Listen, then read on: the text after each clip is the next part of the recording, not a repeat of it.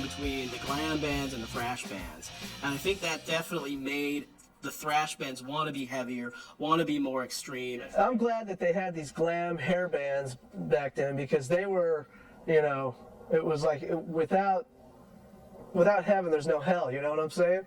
Without glam, you know, thrash would have had a target. Eventually, it became a little bit better in Los Angeles because, you know, when Slayer came in, they ushered in quite a few other bands in Los Angeles as well. You had bands like Dark Angel and Hyrax and Agent Steel and kind of the second wave of LA thrash. There was definitely an underlying scene there, and the interesting thing was it was happening much more in Orange County. The kids there were definitely a little more into the thrash stuff than they were in Hollywood. We didn't want to be part of LA. That's why we stayed in Orange County.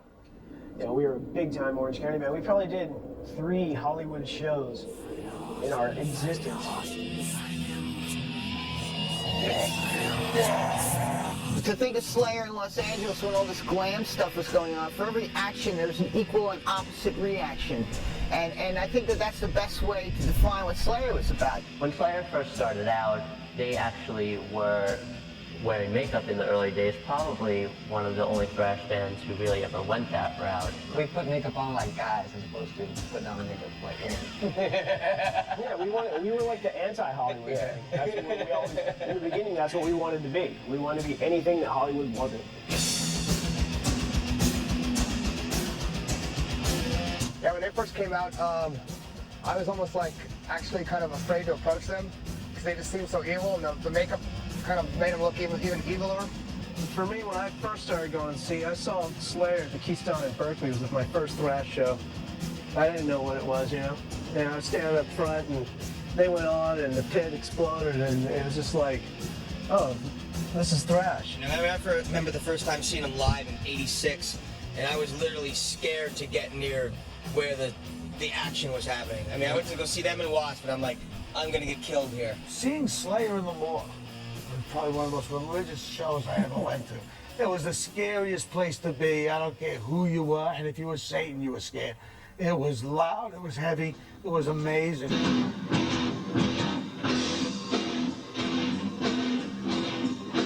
You could listen to the early Slayer records, you could listen to Hell Awaits, or you could listen to their very first album, or Chemical Warfare EP.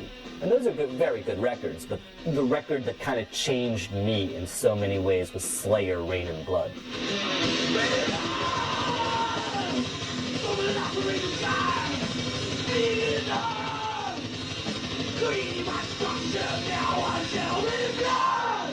The best album for me, it's easy. It will be Rain and Blood, of course. It's the thrash Bible, I would say. Dude, back in the day, if you put on Rain and Blood in a car with me and like my close friends, someone was going over the backseat into the and stage diving and chaos. Well, definitely when Rain and Blood came out, that changed everything. The thrash scene and Slayer definitely went from being an underground phenomenon to being something that was huge and mainstream. And that record, to this day, is still one of the best thrash records of all time. And Angel of Death is probably, I mean, considered certainly by me and I think everybody else, is one of the greatest heavy metal songs ever.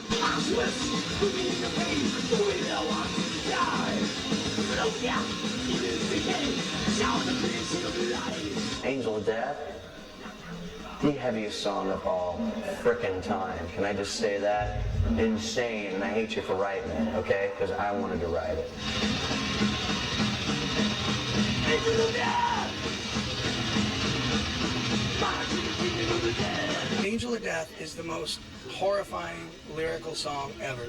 You know, it's like everybody else stopped writing. You know, you can't top that. That's the apex of you know, thrash lyrics or whatever, where it told a wicked story and it kept you completely engrossed, and you know, there's nobody can top that.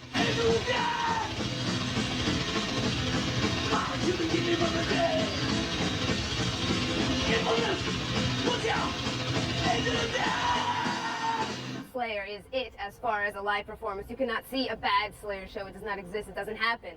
So if you end up opening for Slayer, you're pretty much screwed. We got spit on the first We got night. spit on, but I just opened my mouth and caught it and said, yeah! Trouble, opening for us. Chicago band, right? So in the Aragon Ballroom, Trouble goes on stage. The crowd's chanting Slayer louder than the PA. I was like, wow, this is so fucking cool. And the drummer kind of snapped, and he didn't handle it right, and it just got kind of ugly. Yeah! Slayer! Yeah! Slayer! Slayer! Slayer! Arguably the heaviest band of all time, and Slayer has never teeter-tottered or faltered for a second. And the integrity they've shown over those years has put them in a position where they are, where people, they've set the standard on what is heavy. Gods. Slayer are pretty much the still reigning kings of thrash. I mean, you know, Slayer, they've influenced as many people or more as us in Metallica, you know. Well, Slayer really, when you look back on it, was probably the biggest and most successful thrash band from the LA scene. Even though Metallica started in LA, I think most people look at them and they had their success when they moved to San Francisco. And Slayer was a true LA band. They still live in LA. And once they came out, you know, they influenced so many other bands. And you had a lot of bands that, if it wasn't for Slayer, I don't think at the time in LA you would have seen any other thrash bands that were out there.